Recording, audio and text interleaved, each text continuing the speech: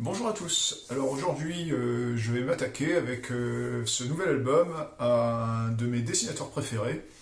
Alors cet album, il s'agit de la version intégrale du Batman réalisé par Enrico Marini. Alors j'ai acheté cet album avec un petit peu de retard, puisqu'il est sorti en novembre de l'année dernière. Mais dans la période troublée qu'on traverse avec le confinement, le second confinement, etc., j'avais même pas vu qu'il était sorti, je l'ai découvert que très récemment. Et c'est un album que j'attendais impatiemment, hein, ayant fait l'impasse sur les tomes unitaires, hein, puisque là ça regroupe deux albums du Batman d'Enrico Marini. Alors, avant de parler de Batman proprement dit, je vais quand même parler de Enrico Marini, qui est un dessinateur assez virtuose que je suis depuis ses débuts. Alors c'est un dessinateur italien qui est né en 1969, mais il est né en Suisse, et d'ailleurs il a fait ses études graphiques en Suisse. Alors il a été remarqué assez vite, hein, pour son trait, et les premiers albums qu'il a publiés, ce sont les histoires de Olivier Varèse, dont j'ai l'intégrale ici. Alors les albums originaux sont parus chez un éditeur qui n'existe plus, qui s'appelle Alpen Publisher. Mais moi j'ai cet album-là, dont je vous propose de feuilleter un petit peu pour voir à quoi ça ressemble. Alors Olivier Varèse, c'est la toute première série d'Enrico Marini. Alors vous voyez, ça date de 1990. Le premier tome s'appelle la Colombe de la Place Rouge. Et on se rend compte, hein, qu'il est encore loin des folies qu'il fait graphiquement maintenant, hein, puisque vous voyez, c'est des planches à 4 bandes très très sages, hein, c'est pas un damier mais presque. Le dessin, vous voyez, il est très très influencé par le manga. Vous voyez la tête des personnages, ça fait quand même très très manga. L'ancrage à la plume, a priori, hein, c'est un ancrage très, très fin, qui n'est pas du tout typique de ce qu'il va faire par la suite. Mais l'aventure en elle-même est assez sympa à lire, hein, c'est plein de rebondissements, c'est un héros sans peur et sans reproche, hein, comme il y en a beaucoup, mais il y a une certaine personnalité dans cette bande que moi j'ai beaucoup aimé. C'est comme ça que j'ai découvert le dessinateur d'ailleurs. Alors le deuxième, un an plus tard, déjà avec Smolderen au scénario, c'est Bienvenue à Coconino World, c'est un peu dur à dire. Alors là, on voit que ça y est, là, au niveau de la mise en page, il commence à se lâcher sérieusement. Le dessin commence à évoluer, hein, vous voyez que là, il y a une certaine partie du dessin qui commence à se faire à la plume. Ça commence vraiment à ressembler au Marini qu'on connaît actuellement. Alors les visages sont toujours très très manga, hein, mais c'était dans la droite continuité du premier tome. Alors au niveau du scénario, c'est toujours bien délirant, plein d'humour. Ça commence à être un petit peu sexy, là, comme sur ces pages. C'est vraiment très très sympa à lire, hein. Moi je vous recommande si vous ne connaissez pas. C'est pas une BD qui est très connue, mais pourtant je trouve qu'elle le mériterait. Franchement, pour des débuts, c'est des débuts assez tonitruants, hein, de la part de Marini. Et puis, troisième et dernier tome, c'est Raid sur Coconino World, toujours avec Smolderen au scénario. Et là ça, dans la droite lignée du deuxième tome, hein, le graphisme est assez similaire. Et quatrième tome, Le parfum du Magnolia, qui est un petit peu différent. La mise en couleur est aussi différente. Alors il commence à dessiner des filles très très sexy. Il sait faire, Marini.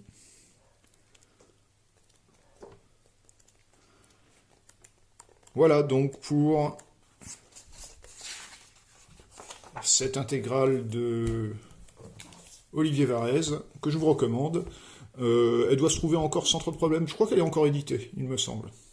Alors ensuite, Marini s'est associé avec Thierry Smolderen pour créer un nouveau héros qui s'appelle Gypsy, dont j'ai le premier tome ici, L'Étoile du Gitan, aux humanoïdes associés. Mais alors là, c'est une série qui a commencé à avoir vraiment beaucoup de succès. D'ailleurs, si vous cherchez les éditions originales, ça va vous coûter un petit peu cher parce que c'est relativement coté assez haut. Donc ça, c'est le premier. Le deuxième, Les Feux de Sibérie. Le troisième, Le Jour du Tsar. Le quatrième, Les Yeux Noirs. Le cinquième, L'Aile Blanche. Et le sixième et dernier à ce jour, Le Rire Aztèque. Alors je vous propose de feuilleter un petit peu ça pour voir un peu les progrès qu'a fait Marini entre ces deux séries. Alors pour Gypsy, je vais aller assez vite. Là, c'est entièrement créé par Marini et Smolderen. Alors c'est une série qui est nettement plus, on va dire, sérieuse que la précédente, qu'Olivier Varèse. Mais ça reste quand même parfois parsemé de pointes d'humour, mais ça peut être assez cruel comme série. Donc ça, c'est le premier album où on apprend à connaître les personnages. Vous voyez que c'est assez spectaculaire. C'est des gros albums. Là, celui-là, par exemple, 62 planches. Donc ça, c'est l'édition aux Humano. Je ne sais plus si c'est une première édition, c'est possible.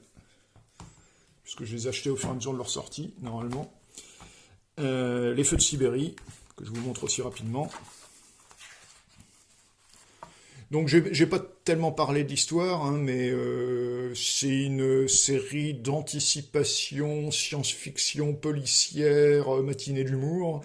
Ça se passe dans un univers, alors c'est au début du XXIe siècle, sachant que c'est sorti au début des années 1990, donc c'était de l'anticipation à l'époque. Bon, maintenant on y est au début du XXIe siècle, mais bon.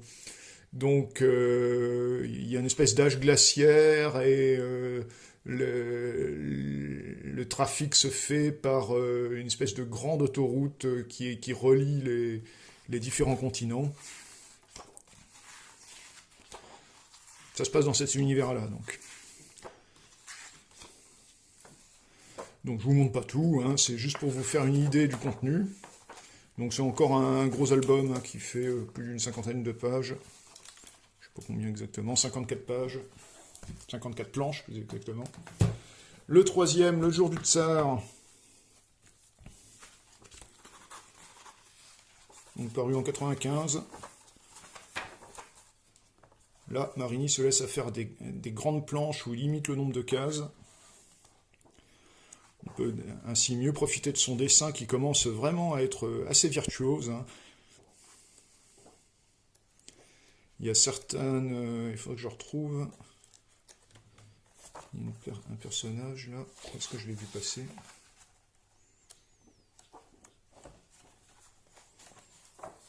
Est-ce que je l'ai vu?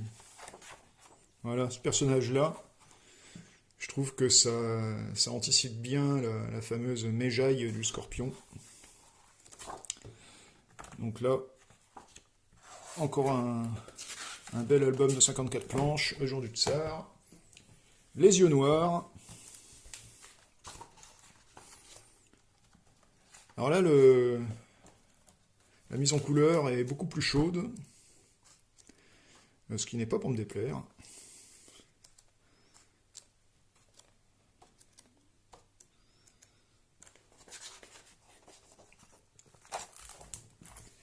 Ensuite, L'Aile Blanche.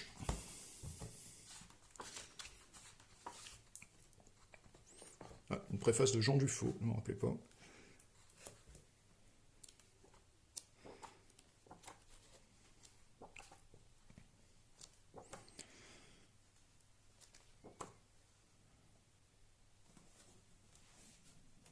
Avec les chevaux, on dirait presque une planche du Scorpion, presque.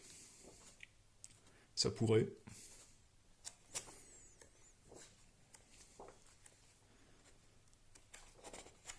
Voilà. Alors c'est vraiment de l'aventure débridée, le Gypsy. C'est vraiment du très très très très bon. Et le dernier en date, le Rire Aztèque, donc est paru en 2002. Je crois que celui-là il est assez difficile à trouver en En édition originale, je crois que c'est celui qui cote le plus, il me semble, le Rirastec. À l'origine, le tirage n'a pas dû être si élevé que ça doit être pour ça. Donc je conserve précieusement mon édition originale. Voilà, donc moi depuis, j'attends toujours une suite aux aventures du Gypsy. Alors je sais pas si c'est définitivement abandonné, mais j'aimerais bien une suite. Alors ensuite, nouvelle association avec un autre scénariste, Stephen Desberg. Il a créé le western. Alors c'est un western cette fois-ci, qui s'appelle L'Étoile du désert. Donc voici le premier tome, paru chez Dargaud. Et le deuxième tome, hein, puisqu'il y a 2 tomes en tout, 2 tomes dessinés par Marini, parce qu'il existe une suite, je crois, qui est dessinée par Labiano, mais que je n'ai pas acheté, parce que je n'aime pas trop les reprises faites par autres que les dessinateurs originels. Donc voilà à quoi ça ressemble, l'Étoile du désert. Alors après le Gypsy, l'Étoile du désert, donc un western, c'est un peu un genre différent. Alors genre différent et scénariste différent, puisque c'est Stephen Desberg. Donc ça c'est paru en 96, en 2 albums. Après il y a eu des intégrales qui regroupaient ces 2 albums. Alors c'est un western assez cruel. Hein.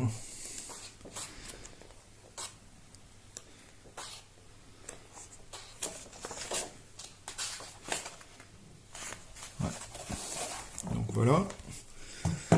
Et le deuxième tome, donc qui est paru en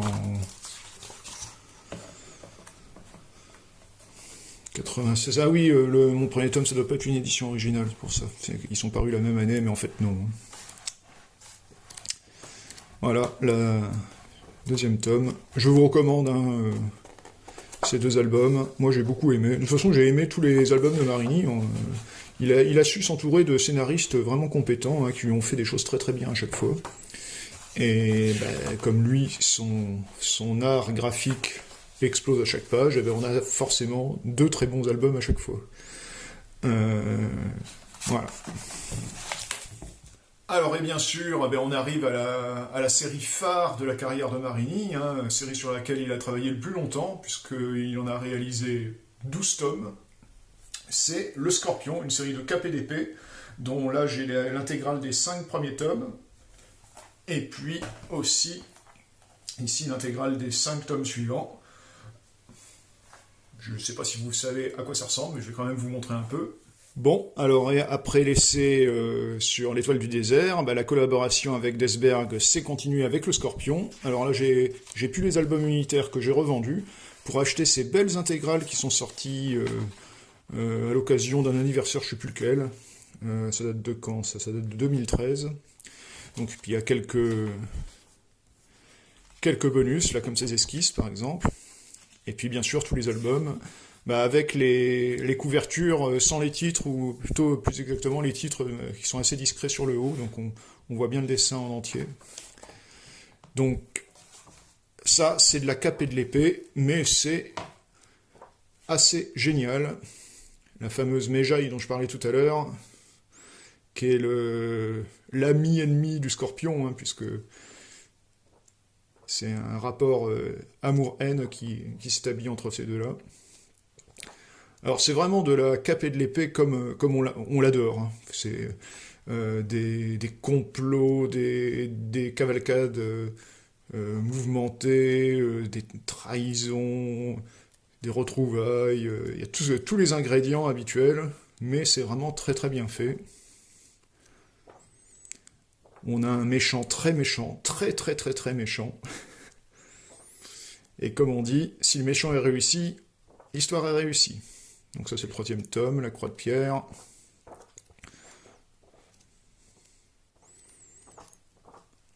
Quatrième tome. Regardez le dessin de Marini, il explose à toutes les pages, hein, c'est vraiment magnifique. La Vallée Sécrée. Voilà pour cette première intégrale. Et pour la deuxième, que je vais acheter en même temps. Bon, c'est pareil, il y a quelques esquisses au départ. Voilà, c'est les 5 tomes suivants, sur le même modèle. Alors, le graphisme de Marini a été très très constant tout au long de la série, hein, donc tout ça rend quelque chose de bien homogène.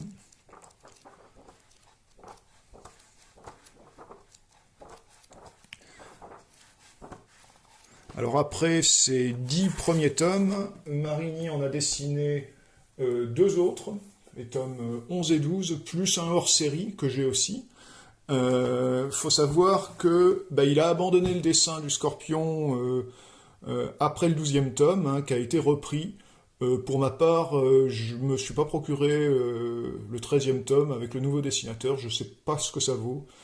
Comme je le disais déjà tout à l'heure, j'aime pas trop les reprises, donc je vais faire l'impasse, hein, je vais m'arrêter sur ce qu'a fait Marini. Et on termine par la série la plus récente de Marini, là qu'il a créée en tant qu'auteur complet, dessin et scénario. Alors c'est une série qui se passe dans l'Antiquité, qui s'appelle Les Aigles de Rome. Donc voici le premier tome, deuxième tome, troisième, quatrième, et cinquième ce jour, un sixième est en préparation, qu'on attend incessamment sous peu. Alors, premier album, avec une belle carte d'Europe de l'époque où est censée se dérouler l'histoire. Donc des belles planches bien spectaculaires, bien sauvages, bien mises en couleur, comme Marini nous y a habitués. Alors là, c'est un peu l'enfance des futurs héros de l'histoire.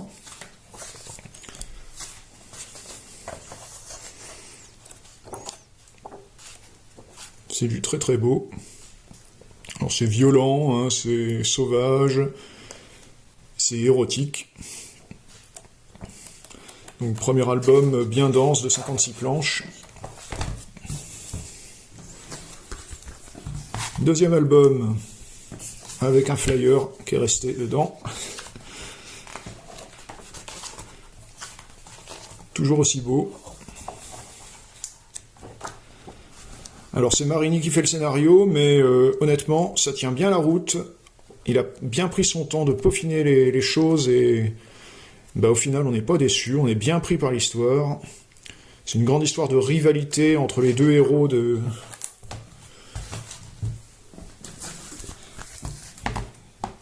cette histoire.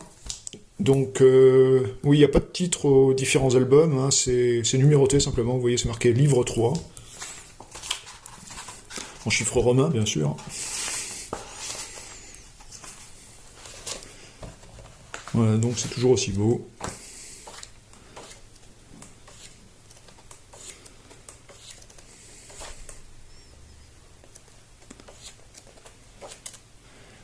Il a l'art de rendre toutes les choses assez spectaculaires.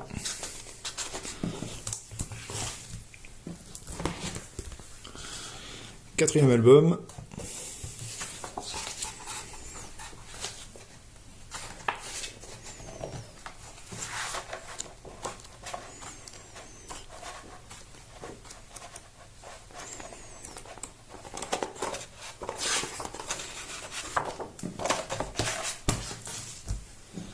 Et puis le cinquième et dernier album à ce jour.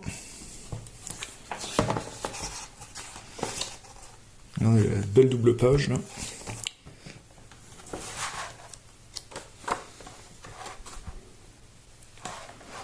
Toujours des images assez iconiques. Alors le sixième album est en cours de préparation, hein. Marini a déjà commencé à travailler dessus.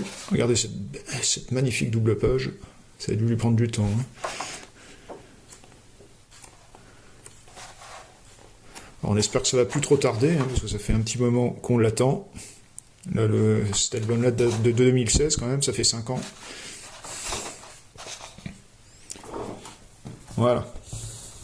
Donc voilà, vous voyez que Enrico Marini a déjà une carrière bien remplie. Hein. Là, j'ai montré que ses séries principales, mais il a participé à plein d'autres choses. Il a fait des couvertures, il a fait des dessins à droite à gauche, il a fait plein de choses. Pour le moment, eh bien, je vous je vais avec vous découvrir le contenu de cette intégrale Batman. Alors, bien sûr, hein, c'est un Batman qui a été fait avec l'accord de DC Comics, hein, d'ailleurs c'est marqué sur le côté. On regarde ça tout de suite. Alors, ce Batman, qu'est-ce que ça donne? Alors, déjà, on a une couverture originale pour l'intégrale, hein, c'est pas la même que les tomes unitaires. Je vous mettrai en illustration les couvertures des tomes unitaires. Donc, petite couverture avec un petit vernis sélectif sur le titre Batman. Voilà. Donc, une jaquette, avec derrière la couverture sans les titres.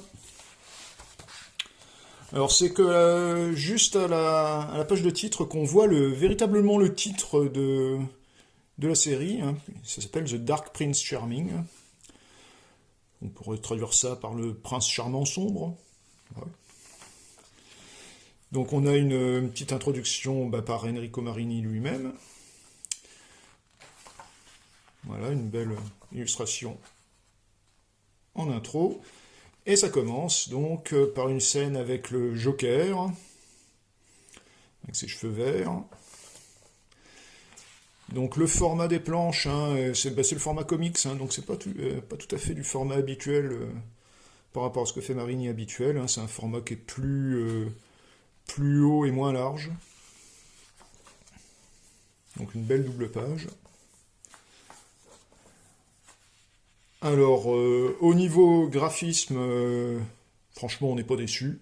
C'est du tout bon. Hein, vous voyez que Marini se fait plaisir. Hein, essaye de varier les cadrages, essaye de varier les mises en page. Il y a bon nombre de dessins assez iconiques. Commissaire Gordon. Le bas de signal là qu'on voit derrière. Hein, tous les ingrédients d'un bon Batman sont dans l'album. Pas de problème. Harley Quinn. La petite amie du Joker, qui est complètement tarée. Hein.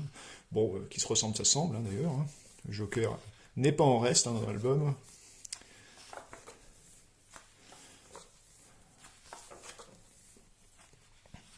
Alors le Bruce Wayne est très très macho, viril, je sais pas comment on peut dire ça. Toutes les filles sont très jolies, très sexy, mais bon, Marini a toujours su faire ça. Je me demande s'il a pas eu quelques problèmes avec la censure, hein, parce que sur le marché américain, tout ce qui est un peu trop sexy, ça passe assez mal. La violence, il y a moins de problèmes.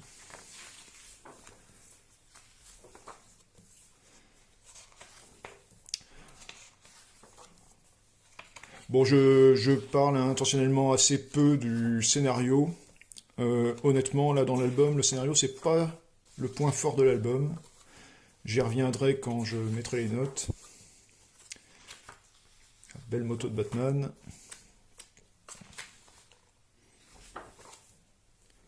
Alors ça, c'est une scène d'inspiration japonaise.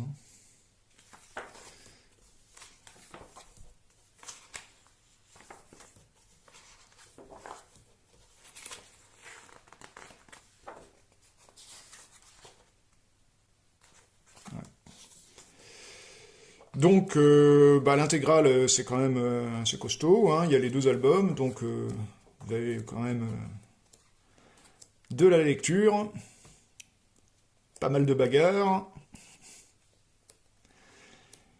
Et ce qui me gêne un peu, je disais, c'est le scénario. En fait, j'ai trouvé que le scénario devenait vraiment intéressant à la toute fin de l'album, ce qui est un peu dommage, parce que ça devient intéressant quand l'album se termine sur cette dernière scène qui est assez...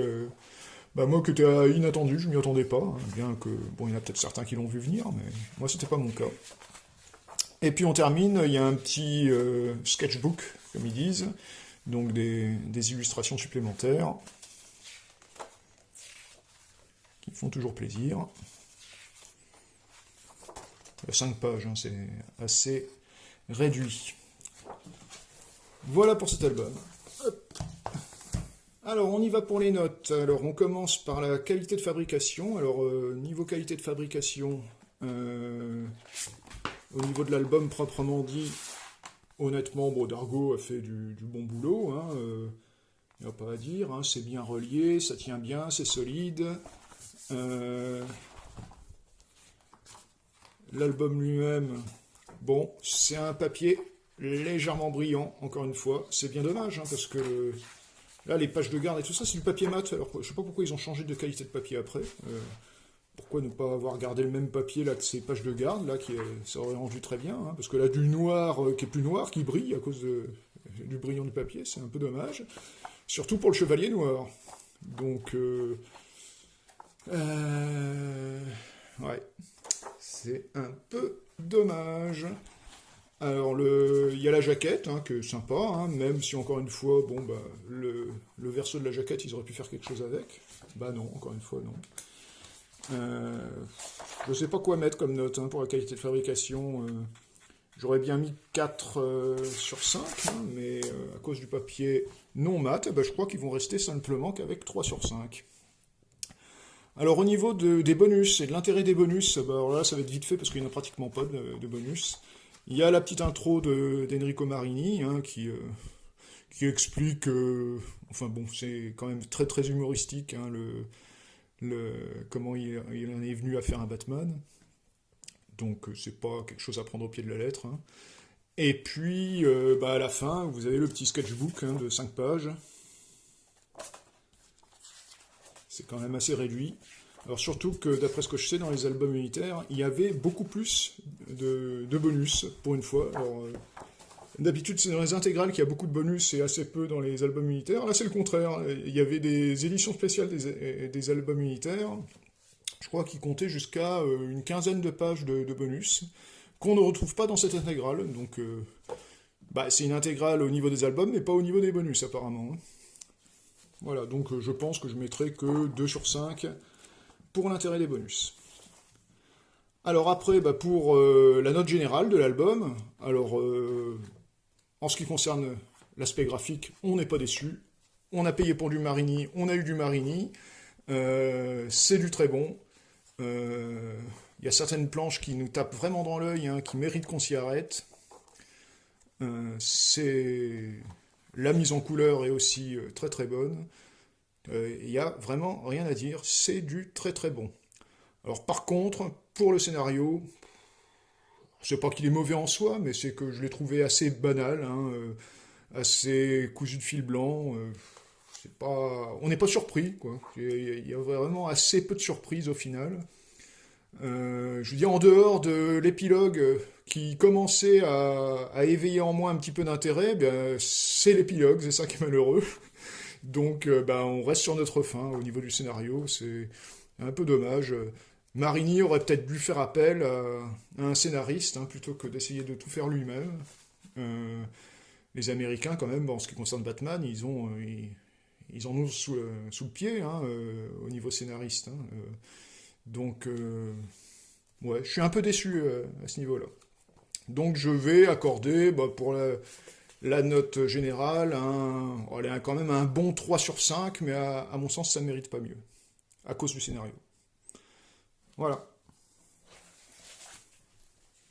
Donc voilà ce que je pense de cette intégrale Batman qui vient de sortir, dessinée par Enrico Marini.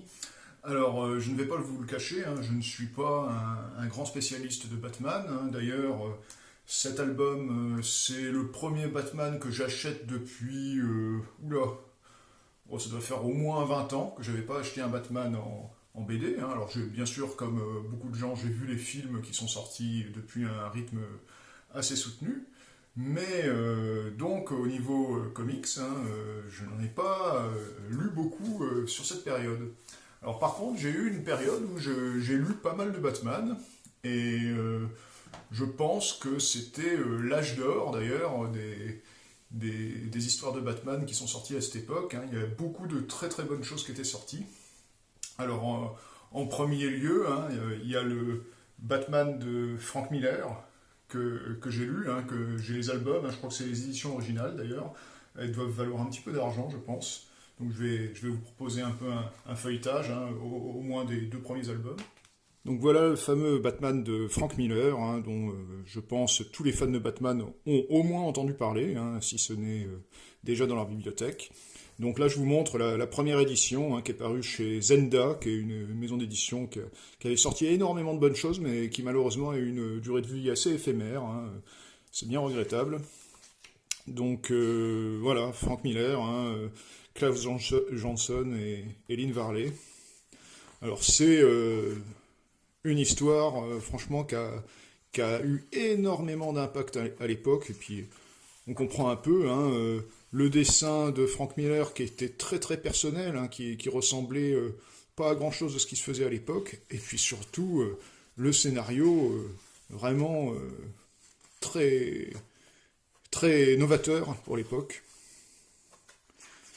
Donc là je vous recommande vivement, si vous ne connaissez pas cette histoire de Batman, ça va être votre top priorité dans vos achats. Si vous voulez une histoire de Batman et que vous ne la connaissez pas, c'est celle-là qu'il faut prendre.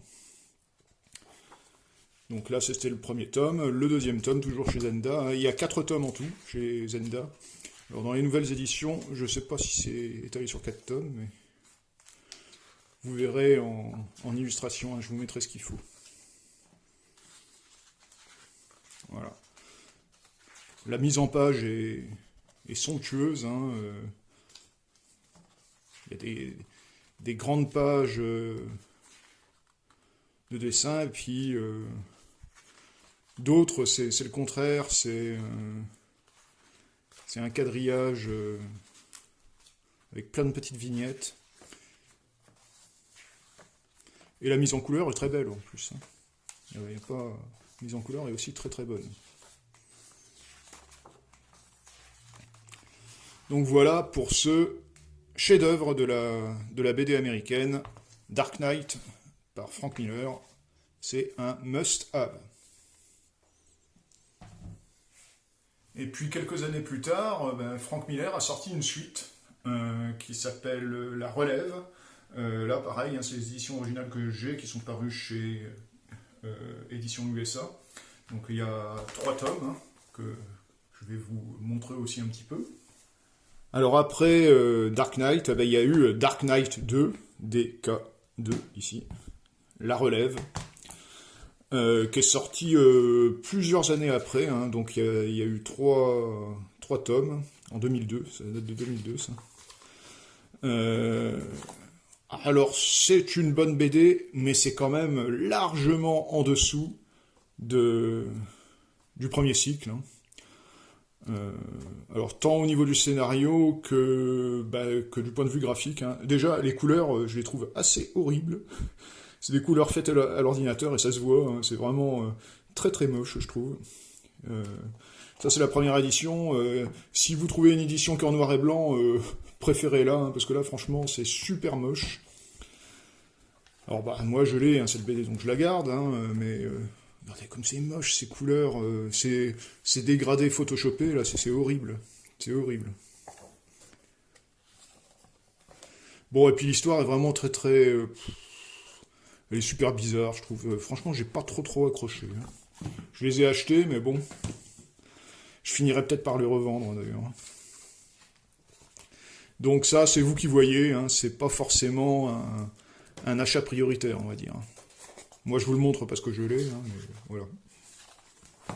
Et puis toujours dans la même période, c'est-à-dire les années 1990, chez Comics USA, il y avait toute une collection qui est sortie, qui s'appelait la collection Super-Héros, dont j'ai pas mal d'albums, et donc des Batman. Alors, il y avait pas mal de choses, pas mal du tout dedans. Alors, entre autres, il y avait la fameuse BD dessinée par Bernie Wrightson et scénarisée par Jim Starlin qui s'appelle Enfer Blanc, qui est vraiment excellente. Ça, j'ai adoré cette histoire. Donc, je vous montre ça. Il y avait aussi un album qui s'appelait Appelez-moi Jack, qui était pas mal du tout, avec Mignola, entre autres, à la création.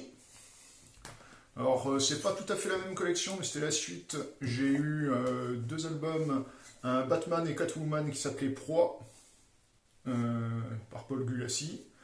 Et puis j'ai aussi un Batman versus Predator, qui était pas mal du tout, hein, aussi. Donc je vous montre tout ça maintenant. Alors voilà donc la fameuse collection super-héros. Oui, c'est marqué là, super-héros. Alors je vous montre tout d'abord l'histoire que je préfère et de loin. C'est l'histoire qui s'appelle Enfer Blanc par Bernie Wrightson et Jim Starlin. Elle est exceptionnelle cette histoire, vraiment excellente, excellente. Le dessin est magnifique. Le scénario, alors là on est pris du début à la fin. C'est vraiment un page-turner, hein, comme on dit. Hein. On ne peut pas s'empêcher de lire les pages suivantes. C'est excellent, excellent. Alors moi c'est les éditions originales que j'ai. Malheureusement, vous voyez qu'elles ont assez mal vieilli. Les couvertures, alors ceux-là ça va, le tome 1 et 2, ils ont assez bien résisté à l'épreuve du temps. Par contre, tome 3 et 4, je ne sais pas si vous voyez, le pelliculage a complètement plissé. Alors je ne sais pas quoi c'est dû, mais c'est un défaut de fabrication à mon sens, hein, parce que je crois que j'ai que ces albums-là qui se sont comportés comme ça. Mais c'est vraiment excellent, excellent, excellent. C'est vraiment du tout bon. Ça, si vous pouvez l'avoir, foncez, vous n'allez pas le regretter. Ensuite, j'ai celui-là qui s'appelle Appelez-moi Jack. Alors que pas du même niveau, hein, mais qui est relativement sympa. Alors c'est pas un achat prioritaire, mais tant au niveau du dessin qu'au niveau du scénario, c'est quand même, on peut dire que c'est du bon boulot. Hein. On est bien pris. C'est un bon Batman, donc vous pouvez y aller. Celui-là, il vaut le coup. Après, vous avez Proie. Alors, qui n'est pas tout à fait dans la même collection, mais c'était la suite de cette collection qui a été redesignée. Ça, c'est du bon aussi. Hein. Regardez, le dessin est assez excellent. Et puis, bon, bah, l'histoire, je vous laisserai découvrir. Il y a Catwoman qui intervient beaucoup là-dedans. C'est du tout bon. Et puis le dernier que j'ai dans cette collection, c'est Batman versus Predator. Où là, bon, c'est les deux franchises, hein, c'est un crossover entre les deux franchises. Et franchement, c'est pas mal. Hein, Dave Gibbons au scénario, donc franchement, ça aurait été dommage que ça soit pas bien. Et effectivement, c'est pas mal du tout. Voilà donc pour cette petite collection. Bon, et puis pour terminer, la dernière chose que je vais vous montrer, ce ne sont pas des albums, c'est un magazine qui était sorti en maison de la presse, hein, tout bêtement, qui s'appelait Les Chroniques de Batman, qui a eu pas tellement de numéros, je crois qu'il n'y en a eu que 4, hein, il me semble que je les ai tous les 4. Alors c'était très intéressant comme magazine, hein. Par exemple là je vous montre le numéro 1. Ça coûtait 15 francs à l'époque, alors 15 francs pour vous donner une idée, c'est à peine plus de 2 euros. Eh bien, pour 15 francs, par exemple, vous aviez le Batman créé par Alan Moore et Brian Bolland, Sourier, qui est quand même un must. Hein.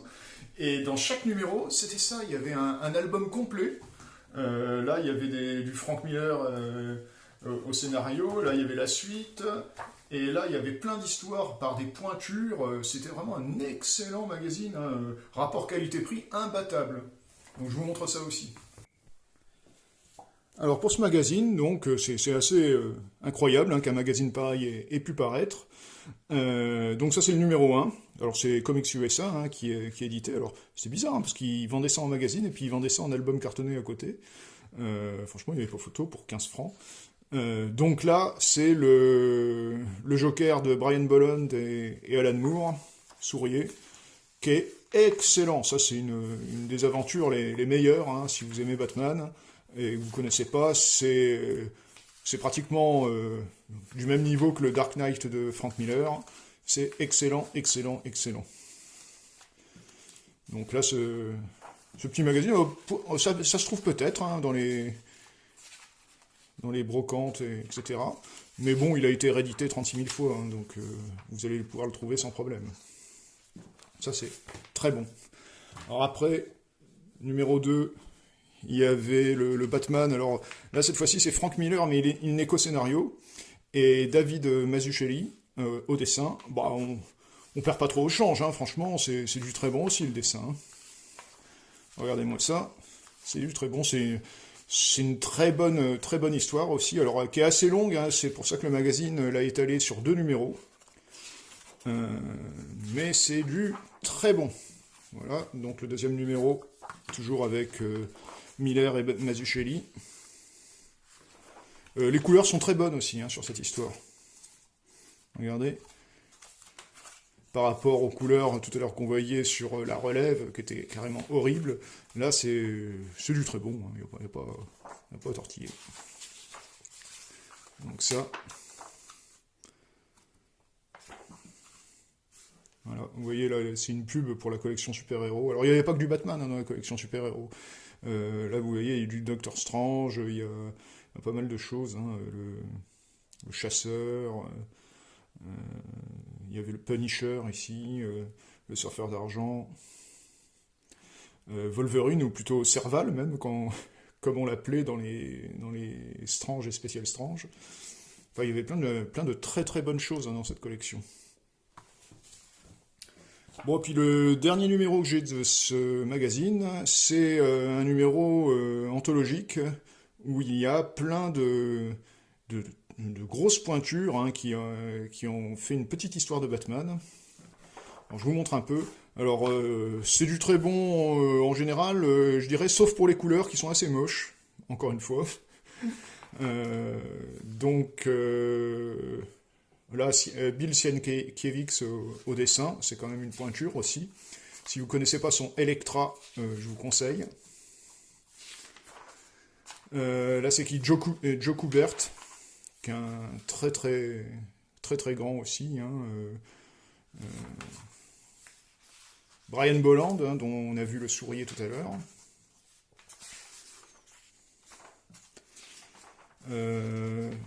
Là, ben, c'est du Gene Colan, dont j'ai beaucoup parlé dans une de mes précédentes vidéos, sur le tombeau de Dracula. C'est l'histoire la plus longue, celle de Gene Colan, ce qui n'est pas pour me déplaire. Et puis on termine par une histoire d'Alex Stott, qui est aussi un très grand dessinateur américain, je ne sais pas si vous connaissez, mais c'est un très bon. Voilà donc pour cette parution périodique hein, qui était vraiment excellente, il ne fallait pas la rater, hein. Ça n'a pas duré longtemps, mais c'était vraiment excellent.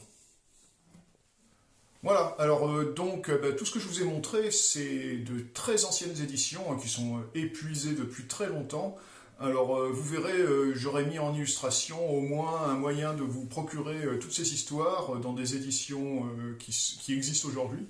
Donc si ça vous intéresse, prenez bien les infos qui apparaissent sur la vidéo. Franchement, vous ne le regretterez pas. Moi, toutes ces histoires de Batman que j'ai achetées, j'en ai pas regretté une seule. Hein. Donc c'est du très bon. Alors après, il se peut que, je vous dis, hein, je ne suis pas spécialiste, hein, il se peut que depuis, il y ait aussi d'excellentes histoires qui soient sorties, mais alors je ne les connais pas, donc je ne peux pas trop vous dire. Ça vous donnera l'occasion de fouiller, de découvrir, qui sait, des pépites, hein, je vous le souhaite. En attendant, je vais arrêter là cette vidéo qui me semble déjà bien assez longue, pour vous donner rendez-vous dans une prochaine vidéo unboxing BD. À très bientôt, ciao!